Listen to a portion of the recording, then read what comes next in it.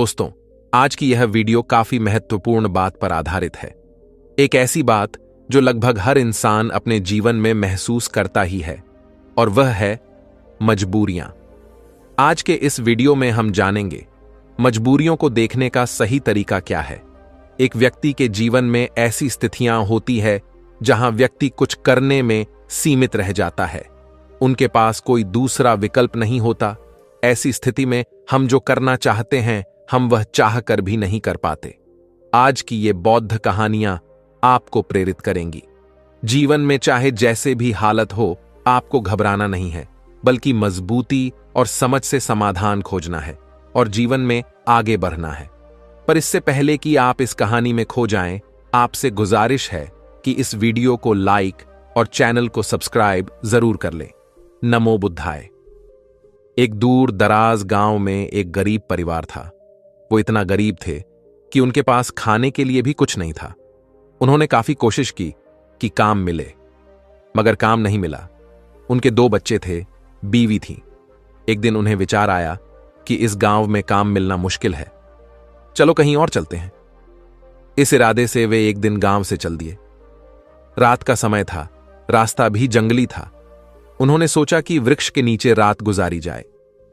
आदमी ने अपने एक बालक को लकड़ी चुनने तथा दूसरे को पानी लाने के लिए भेज दिया तथा बीवी को चूल्हा बनाने के लिए कहा, और उसने जगह साफ कर दी। चारों ने अपने अपने काम कर लिए। चूल्हा जलाया गया, पानी गर्म होने लग गया। वृक्ष के ऊपर एक हंस रहता था। वह सोचने लगा कि ये कैसा मूर्ख है, इन्होंने चूल्हा तो जला दिया, मगर इनके पास पकाने को तो कुछ है ही नहीं। हंस ने उनसे पूछा, तुम्हारे पास पकाने को क्या है? वो आदमी बोला, तुझे मार के खाएंगे। हंस बोला, मुझे क्यों मारोगे? आदमी बोला, हमारे पास ना पैसा है और ना ही सामान, तो क्या करें? हंस सोचने लगा कि इन्होंने चूल्हा भी जला लिया है, मुझे तो ये लोग खा ही जाएंगे। तो हंस बोला, अगर मैं आपको धन दे दूं तो मुझे जाने दोगे? घर का स्वामी बोला, हां, जाने देंगे। हंस कहने लगा, मेरे साथ चलो, मैं तुम्हें धन देता हूं। हंस उनको कुछ दूर ले गया और चोंच से इशारा किया और कहा कि यहां से निकाल लो। उन्होंने जमीन को खोदा और वहां से धन निकाल लिया। वो हंस का धन्यवाद करके वापस अपने गांव आ गए। वो अब मौज से रहने लग गए थे।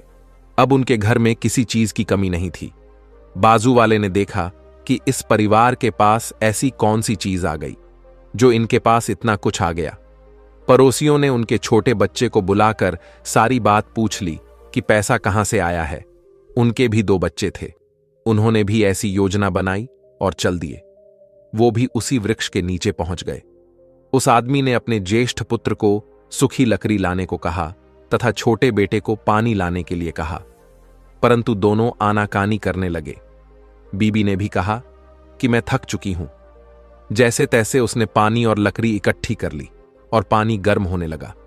हंस फिर आया और बोला, तुम्हारे पास खाने को तो नहीं है, तो फिर क्यों पानी गर्म कर रहे हो?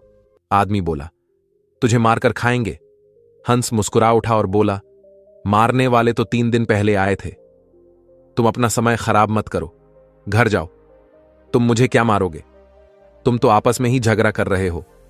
जिन्हें दूसरों को जीतना होता है वे खुद नहीं झगड़ते। संसार का नियम भी ऐसा ही है। जिन लोगों ने तरक्की करनी है वे मिलकर चलते हैं, और आज भी संसार में उनका ही बोलबाला है। जो आपसी तालमेल में रहते हैं वे ही समाज रूपी हंस को जीत सकते हैं। किसी नगर में शेरा नामक एक धनी व्यक्ति रहता था। वह बहुत स्वार्थी था और सदाचार के कार्यों से कोसों दूर रहता था। उसका एक पड़ोसी था जो निर्धन था परंतु परोपकारी भी था। एक बार उस पड़ोसी ने भगवान बुद्ध और उनके शिष्यों को अपने घर भोजन के लिए आमंत्रित किया। उसने यह भी विचार किया कि इस महान अवसर पर ज्यादा से ज्यादा लोगों को भोजन के लिए बुलाना चाहिए। ऐसे संकल्प के साथ उसने विशाल भोज की तैयारी करने के लिए नगर के सभी व्यक्तियों से दान की अपेक्षा की और उन्हें भोज के लिए आमंत्रित किया। उसने ने शेरा को भी न्योता दिया। भोज के 1-2 दिन पहले पड़ोसी ने दान एकत्र किया। जिसकी जैसी सामर्थ्य थी उसने उतना दान दिया। जब शेरा ने उसे घर घर जाकर दान की याचना करते देखा तो मन ही मन सोचा, इस आदमी से खुद का पेट तो पलता नहीं है, फिर भी इसने इतने दिग्गज भिक्षु संघ और नागरिकों को भोजन के लिए आमंत्रित कर लिया। अब इसे घर घर जाकर भिक्षा मांगनी हो रही है। यह मेरे घर भी याचना करने आता होगा। जब वो पड़ोसी शेरा के द्वार पर दान मांगने के लिए आया तो उसने पड़ोसी को जरा सा नमक, शहद और घी दे दिया। पड़ोसी ने भी प्रसन्नतापूर्वक उससे दान ग्रहण किया, परंतु उसे अन्य व्यक्तियों के दान में नहीं मिलाया, बल्कि अलग से रख दिया। शेरा को यह देखकर बहुत अचरज हुआ कि उसका दान सभी के दान से अलग क्यों रख दिया गया। उसे यह लगा कि पड़ोसी ने सभी लोगों के सामने उसे लज्जित करने के लिए ऐसा किया, ताकि सभी यह देखें कि इतने धनी व्यक्ति ने कितना तुच्छ दान दिया है। शेरा ने अपने नौकर को पड़ोसी के घर जाकर इस बात का पता लगाने के लिए कहा।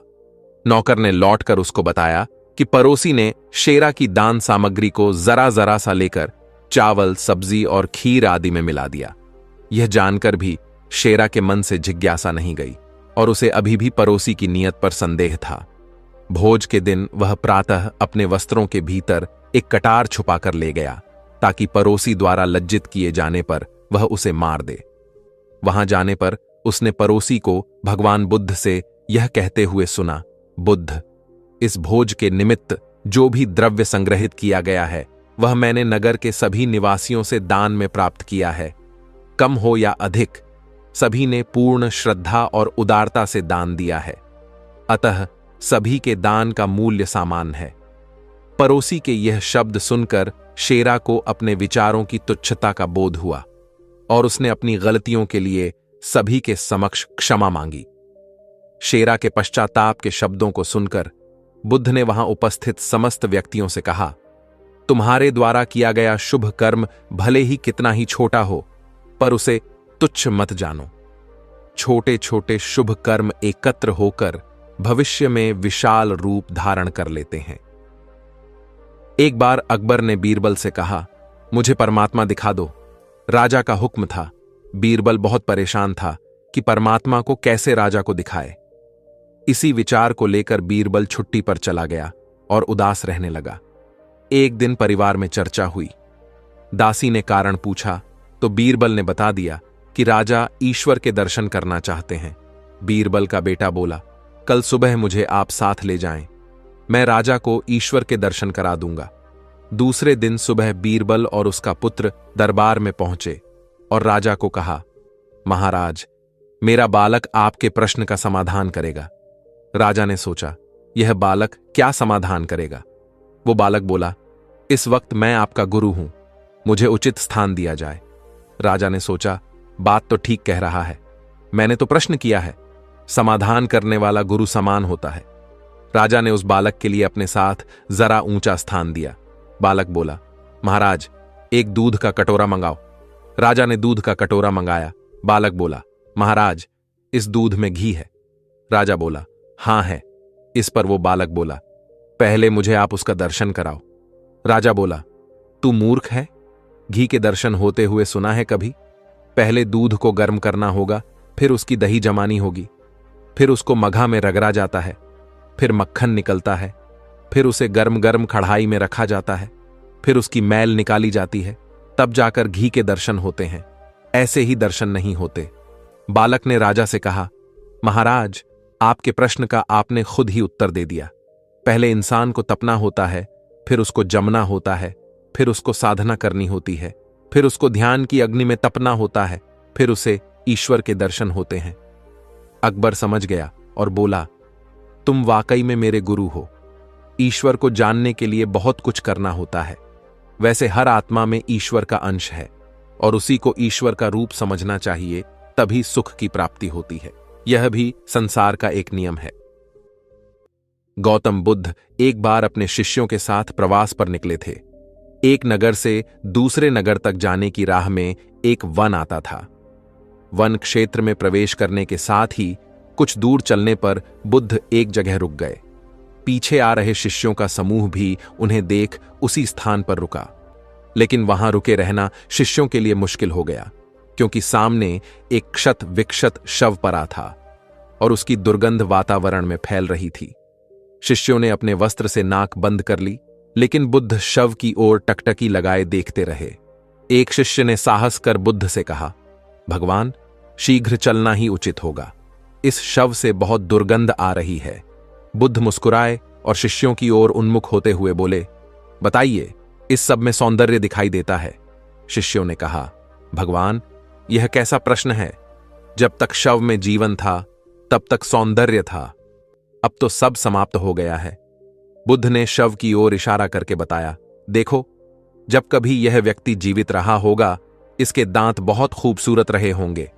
मृत्यु के बाद भी इसके दांत देखकर यही साबित होता है।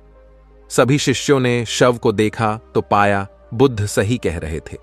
तब शिष्यों को भान हुआ कि शव में भी अच्छाई हो सकती है। दरअसल सौंदर्य निर्जीव में भी नजर आ सकता है। केवल शर्त यह है कि दृष्टि बुद्ध के समान बुराई में भी अच्छाई देखने वाली होनी चाहिए। गुलाब की एक शाखा में फूल की तुलना में कांटे ही अधिक होते हैं, पर हम फूल चुनते हैं, कांटे नहीं। ठीक इसी तरह किसी में 100 बुराइयों नहीं, एक अच्छाई देखनी चाहिए। महाभारत में बताया गया है कि भीष्म पितामह को इच्छा मृत्यु का वरदान प्राप्त था, अर्थात वे स्वयं जब तक मृत्यु का आह्वान ना करें, काल उनके पास भी नहीं भटक सकता था। इसी तरह अमृता को लेकर अनेक कथाएं प्रचलित हैं। महात्मा बुद्ध अपने शिष्यों के साथ भिक्षा पर जा रहे थे। रास्ते में शिष्यों ने एक पौधे की तरफ इशारा करते हुए पूछा, भंते, इस पौधे की उम्र क्या है? बुद्ध ने बताया कि यह अमर वृक्ष है, इसकी उम्र अंतहीन है। तभी एक शिष्य ने उस वृक्ष को उखाड़ फेंका और बुद्ध से बोला, गुरुवर, मैंने उसे एक ही पल में समाप्त कर दिया है। बुद्ध मुस्कुराए और बिना कुछ बोले आगे बढ़ गए। महीनों बाद जब चातुर्मास बिताकर वे उसी रास्ते से लौटे तो सभी ने उस पौधे को वापस हरा भरा देखा। वृक्ष को उखाड़ने वाले शिष्य ने पूछा, तथागत, आपको इस पौधे की अनश्वरता का कैसे पता चला? बुद्ध ने उत्तर दिया, मैं इस नन्हे से पौधे की अनंत जिजीविषा को जानता था। यह जीवन और अमृता की पहली शर्त है। जिसमें यह भावना है वही जीवन को दीर्घ बना सकता है। गौतम बुद्ध किसी यात्रा पर जा रहे थे। उनका परम प्रिय शिष्य आनंद भी उनके साथ था। चलते चलते दोपहर हो गई तो बुद्ध एक घने वृक्ष के नीचे जाकर बैठ गए। आनंद भी पास में ही बैठ गया। कुछ देर बाद बुद्ध को प्यास लगी। उन्होंने आनंद को पानी लाने के लिए कहा। आनंद ने आसपास घूमकर देखा तो कोई कुआं, तालाब या नदी नहीं दिखाई दी। एक नाला अवश्य दिखाई दिया, जिसमें पर्वतों से बहने वाले झरने का पानी बह रहा था। कुछ देर पहले ही कुछ बैलगाड़ियां वहां से होकर गुजरी थीं, जिनके पहियों के कारण कीचड़ से पानी गंदा हो गया था। आनंद ने यह दृश्य देखा तो वह खाली हाथ लौट आया। उसने बुद्ध को इस विषय में बताया और यह कहा कि मैं नदी खोजकर वहां से पानी ले आता हूं। यह सुनकर बुद्ध ने कहा, आनंद, पानी नाले से ही ले आओ। आनंद ने बुद्ध की बात मान ली। वह नाले पहुंचा, किंतु उसने देखा कि पानी अब भी अस्वच्छ है। उसे ऐसा पानी बुद्ध के लिए लाना कदापि उचित नहीं लगा। वह बुद्ध से आकर बोला, भंते, वह अस्वच्छ जल आपके पीने योग्य नहीं है। मैं अभी नदी से पानी ले आता हूं। किंतु बुद्ध ने फिर से उसे नाले का पानी लाने के लिए भेजा। इस बार जब आनंद नाले पर गया तो उसने देखा कि पानी में जो गंदगी थी वह नीचे बैठ गई है और पानी निर्मल हो गया है। वह प्रसन्न होकर बुद्ध के लिए पानी ले आया। तब बुद्ध ने कहा, आनंद, व्यक्ति के लिए धैर्य रखना बहुत जरूरी है। बिना धैर्य धारण किए निर्मलता प्राप्त नहीं होती। वस्तुतः धैर्य का फल सदैव मीठा होता है। इसलिए विपरीत स्थितियों में भी धैर्य बनाए रखें। एक दिन बुद्ध प्रातः भिक्षुओं की सभा में पधारे। सभा में उनके शिष्य यह देख चकित हुए कि बुद्ध पहली बार अपने हाथ में कुछ लेकर आए थे। उनके हाथ में एक रुमाल था। बुद्ध के हाथ में रुमाल देखकर सभी समझ गए कि इसका कुछ विशेष प्रयोजन होगा। बुद्ध अपने आसन पर विराजे हैं। उन्होंने किसी से कुछ न कहा और रुमाल में कुछ दूरी पर 5 गांठें लगा दी। सब उपस्थित यह देख मन में सोच रहे थे कि अब बुद्ध क्या करेंगे। बुद्ध ने उनसे पूछा, कोई मुझे यह बता सकता है कि क्या यह वही रुमाल है जो गांठें लगने के पहले था? शारिपुत्र ने कहा, इसका उत्तर देना कुछ कठिन है। एक तरह से देखें तो रूमाल वही है, क्योंकि इसमें कोई परिवर्तन नहीं हुआ है। दूसरी दृष्टि से देखें तो पहले इसमें 5 गांठ नहीं लगी थी, अतः यह रूमाल पहले जैसा नहीं रहा, और जहां तक इसकी मूल प्रकृति का प्रश्न है वह अब परिवर्तित है। इस रूमाल का केवल बाहरी रूप ही बदला है, इसका पदार्थ और इसकी मात्रा वही है। तुम सही कहते हो, बुद्ध ने कहा। अब मैं इन गांठों को खोल देता हूं। यह कहकर बुद्ध रूमाल के दोनों सिरों को एक दूसरे से दूर खींचने लगे। तुम्हें क्या लगता है शारिपुत्र, इस प्रकार खींचने पर क्या मैं इन गांठों को खोल पाऊंगा? नहीं तथागत, इस प्रकार तो आप इन गांठों को और अधिक सघन और सूक्ष्म बना देंगे, और यह कभी नहीं खुलेगी। ठीक है, बुद्ध बोले। अब तुम मेरे अंतिम प्रश्न का उत्तर दो कि इन गांठों को खोलने के लिए मुझे क्या करना चाहिए। शारिपुत्र ने कहा, तथागत, इसके लिए मुझे सर्वप्रथम निकटता से यह देखना होगा कि यह गांठें कैसे लगाई गई हैं। इसका ज्ञान किए बिना मैं इन्हें खोलने का उपाय नहीं बता सकता। तुम सत्य कहते हो शारिपुत्र, तुम धन्य हो, क्योंकि यही जानना सबसे जरूरी है। आधारभूत प्रश्न यही है। जिस समस्या में तुम हो उससे बाहर निकलने के लिए यह जानना जरूरी है कि तुम उससे ग्रस्त क्यों हो। यदि तुम यह बुनियादी मौलिक परीक्षण नहीं करोगे तो संकट अधिक ही गहरा हो जाएगा। लेकिन विश्व में सभी ऐसा ही कर रहे हैं। वे पूछते हैं, हम काम, क्रोध, लोभ, मोह, अहंकार, परिग्रह आदि वृत्तियों से बाहर कैसे निकले, लेकिन वे यह नहीं पूछते कि हम इन वृत्तियों में कैसे फंसे। बुद्ध के पास एक राजकुमार दीक्षित हो गया। दीक्षा के दूसरे ही दिन किसी श्राविका के घर उसे भिक्षा लेने बुद्ध ने भेज दिया। वह वहां गया और रास्ते में 2-3 घटनाएं ऐसी घटी कि लौटते वक्त वह बहुत परेशान हो गया। रास्ते में उसके मन में ख्याल आया कि मुझे जो भोजन प्रिय है वे तो अब नहीं मिलेंगे। लेकिन श्राविका के घर जाकर पाया कि वही भोजन थाली है जो उसे बहुत प्रिय है। वह बहुत हैरान हुआ। फिर सोचा, संयोग होगा, जो मुझे पसंद है वही आज बना होगा।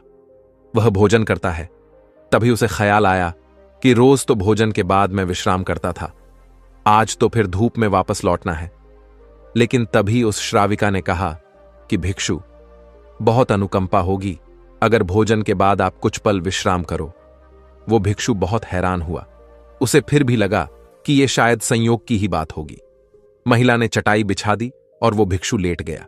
लेटते ही उसे ख्याल आया कि आज ना तो अपना कोई साया है, ना कोई छप्पर है, ना अपना कोई बिछौना है। अब तो आकाश ही छप्पर है और जमीन बिछौना है। वो ये सब सोच ही रहा था कि वो श्राविका लौटती है और पीछे से कहती है, भंते, ऐसा क्यों सोचते हैं? ना तो किसी की शैया है, ना किसी का साया है। अब संयोग मानना कठिन था। अब तो बात स्पष्ट थी। वह उठकर बैठ गया और उसने कहा कि मैं बहुत हैरानी में हूं।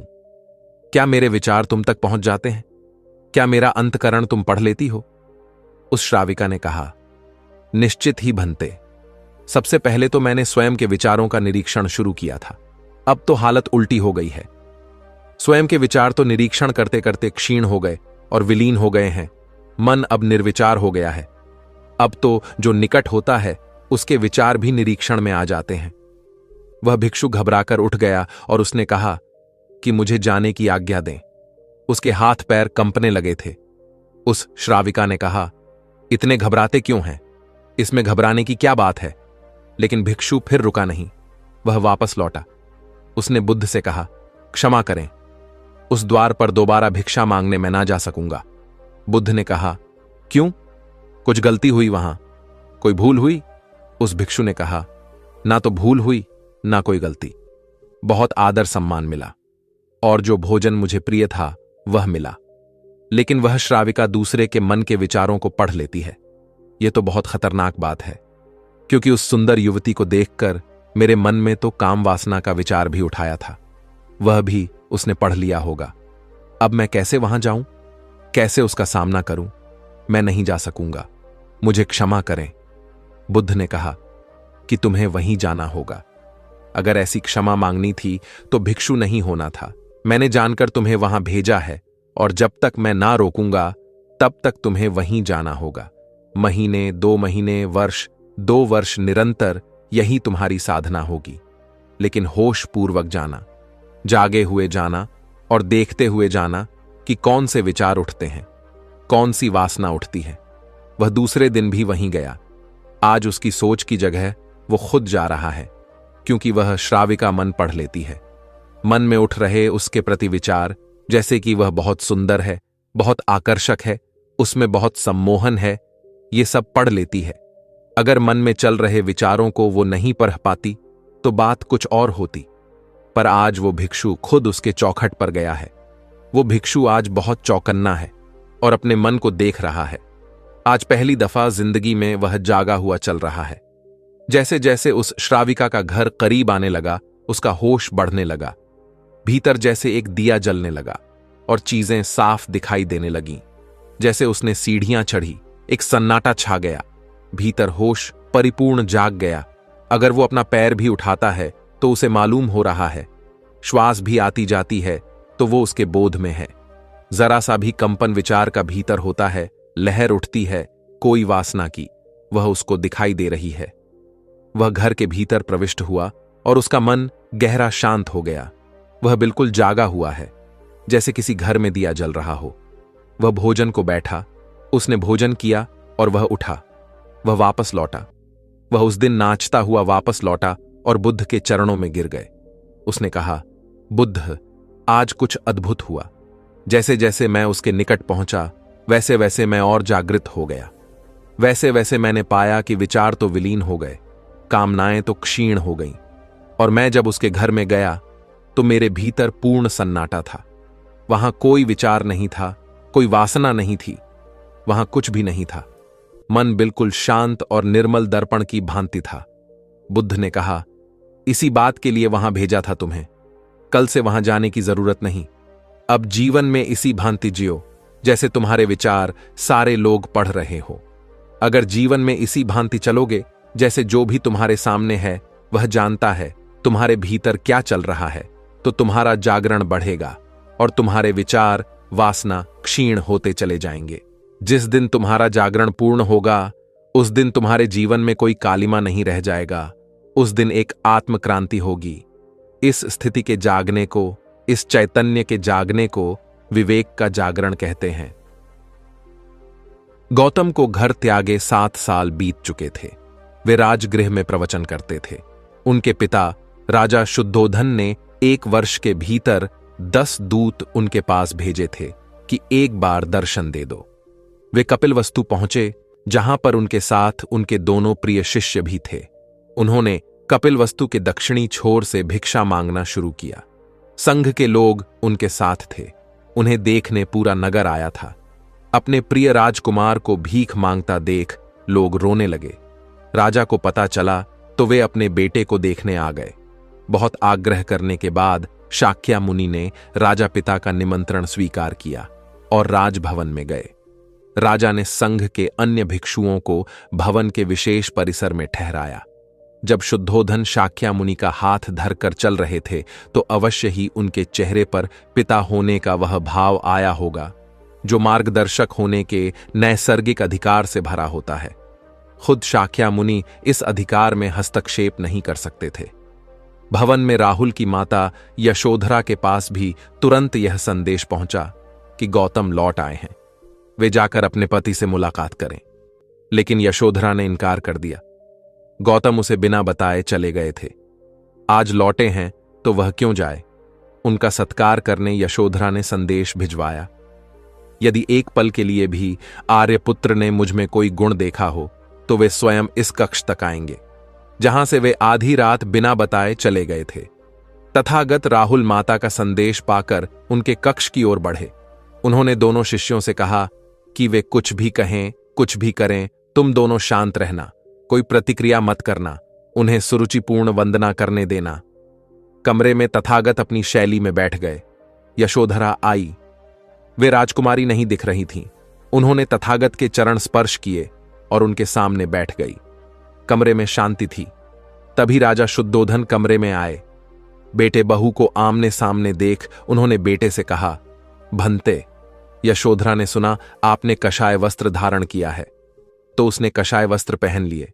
उसने सुना आप एकाहारी हो गए हैं, वह भी एकाहारी हो गई। आपने उत्तम पलंग पर सोना त्याग दिया है, तो इसने भी त्याग दिया। आपने माला का त्याग किया, गंध का त्याग किया, तो इसने भी वह सब त्याग दिया। मायके वाले इसे संदेश भेजते हैं कि वे इसे ले जाना चाहते हैं, लेकिन यह यहीं रहती है, इसी कक्ष में। यह गुण की मूर्ति है। राजा स्नेह से अपनी बहू को देखते रहे। अचानक तथागत उठे और उस कक्ष से बाहर चले गए। शाखे मुनि ने शिष्यों को शांत रहने को कहा था, लेकिन वे स्वयं उस कक्ष से बाहर चले गए। मैं हमेशा सोचता हूं कि उस पल क्या हुआ होगा। उनके मन के भीतर कैसे कैसे विचार उठते होंगे। क्या संबोधि एक लघु क्षण होता है या दीर्घ क्षण? क्या संबोधि एक अनंत अभ्यास है? क्या संयम उसका गरुड़यान है? घर की छत मजबूत ना हो, सही तरह से उसे घास फूस से ढका न गया हो, तो बरसात के दिनों में उसमें से पानी रिसता है और घर भर में फैल जाता है। उसी तरह ध्यान और एकाग्रता हमारे व्यक्तित्व की छत है। ध्यान और एकाग्रता जीवन को सार्थक करते हैं। उपाली बहुत ही धनी व्यक्ति था और गौतम बुद्ध के ही समकालीन एक अन्य धार्मिक गुरु नाथ था। नाथ पुत्ता का शिष्य था। नाथ पुत्ता के उपदेश बुद्ध से अलग प्रकार के थे। उपाली एक बहुत ही विलक्षण वक्ता था और वाद विवाद में भी बहुत ही कुशल था। उसके गुरु ने उसे एक दिन कहा कि वह कर्म के कार्य के सिद्धांत पर बुद्ध को बहस की चुनौती दे। एक लंबे और जटिल बहस के बाद बुद्ध उपाली का संदेह दूर करने में सफल रहे और उपाली को बुद्ध से सहमत होना पड़ा कि उसके धार्मिक गुरु के विचार गलत हैं। उपाली बुद्ध के उपदेशों से इतना प्रभावित हो गया कि उसने बुद्ध को तत्काल उसे अपना शिष्य बना लेने का अनुरोध किया। लेकिन उसे आश्चर्य हुआ जब बुद्ध ने उसे यह सलाह दी कि प्रिय उपाली, तुम एक ख्याति प्राप्त व्यक्ति हो। पहले तुम आश्वस्त हो जाओ कि तुम अपना धर्म केवल इसीलिए नहीं बदल रहे हो कि तुम मुझसे प्रसन्न हो, या तुम केवल भावुक होकर यह फैसला कर रहे हो। खुले दिमाग से मेरे समस्त उपदेशों पर फिर से विचार करो और तभी मेरा अनुयायी बनो। बुद्ध के इस विचार को सुनकर उपाली और भी प्रसन्न हो गया। उसने कहा, प्रभु, यह आश्चर्य की बात है कि आपने मुझे पुनर्विचार करने के लिए कहा। कोई अन्य गुरु तो मुझे बेहिचक अपना शिष्य बना लेता। इतना ही नहीं, वह तो धूमधाम से जुलूस निकालकर इसका प्रचार करता कि देखो, इस धनी व्यक्ति ने अपना धर्म त्याग कर मेरा धर्म अपना लिया है। अब तो मैं और भी आश्वस्त हो गया। कृपया मुझे अपना अनुयायी स्वीकार करें। बुद्ध ने उपाली को अपने साधारण अनुयायी के रूप में स्वीकार तो कर लिया, लेकिन उसे यह सलाह दी कि प्रिय उपाली, हालांकि तुम अब मेरे अनुयायी बन चुके हो, लेकिन तुम्हें अब भी सहजता और करुणा का परिचय देना चाहिए। अपने पुराने गुरु को भी दान देना जारी रखो, क्योंकि वह अभी भी तुम्हारी सहायता पर आश्रित है। एक तरह का सुख तो मिलेगा, लेकिन यह भी बहुत दूर जाने वाला नहीं है। इसीलिए बुद्ध ने कहा, समाधि में सुख है। उनके वचन सुनो और उनके पास उठो बैठो, जिनके भीतर यह क्रांति घटी है, जिनके भीतर यह सूरज निकला है, इलौग, जिनका प्रभात हो गया है, जहां सूर्योदय हुआ है, उनके पास रहो। इसमें सुख है, मगर इसमें ही रुक मत जाना। ध्यान रखना कि जो उनको हुआ है वह तुम्हें भी करना है। उस करने के उपाय का नाम समाधि है। कई दिनों के विहार के बाद भगवान बुद्ध मगध की राजधानी राजगृह से प्रस्थान करने वाले थे। लोगों को जब यह पता चला तो वे उनके लिए भेंट आदि लेकर उनके दर्शनों के लिए आने लगे। अपने शिष्यों के साथ बैठे हुए बुद्ध लोगों की भेंट स्वीकार कर रहे थे। सम्राट बिंबिसार ने उन्हें भूमि, खाद्य, वस्त्र, वाहन आदि प्रदान किए। नगर सेठों ने भी धन, धान्य और सुवर्ण आभूषण उनके चरणों में अर्पित कर दिए। सभी के दान को स्वीकार करने के लिए बुद्ध अपना दायां हाथ उठाकर स्वीकृति देते थे। वहां पर एक विधवा भी थी। वह बुद्ध से बोली, भगवान, मैं बहुत निर्धन हूं। मेरे पास आपको देने के लिए कुछ भी नहीं है। आज मुझे वृक्ष से एक आम गिरा हुआ मिल गया। मैं उसे खा रही थी, तभी मैंने आपके प्रस्थान करने का समाचार सुना। उस समय तक मैं आधा आम खा चुकी थी। मैं भी आपको कुछ अर्पित करना चाहती हूं, लेकिन मेरे पास इस आधे खाए हुए आम के सिवा कुछ भी नहीं है। इसलिए मैं इसे ही आपको भेंट करना चाहती हूं। कृपया मेरी भेंट स्वीकार करें। वहां उपस्थित अपार जन समुदाय, राजा, महाराजाओं और सेठों ने देखा कि भगवान बुद्ध अपने आसन से उठकर नीचे आए और उन्होंने दोनों हाथ फैलाकर विधवा का आधा आम स्वीकार किया। सम्राट बिंबिसार ने चकित होकर बुद्ध से पूछा, भगवन, एक से बढ़कर एक अनुपम और बहुमूल्य उपहार तो आपने केवल हाथ हिलाकर ही स्वीकार कर लिए, लेकिन इस बुढ़िया के झूठे आम को लेने के लिए आप आसन से नीचे उतर कर आ गए। इसमें ऐसी कौन सी विशेषता है? बुद्ध मुस्कुराकर बोले, इस विधवा ने मुझे अपनी समस्त पूंजी दे दी है।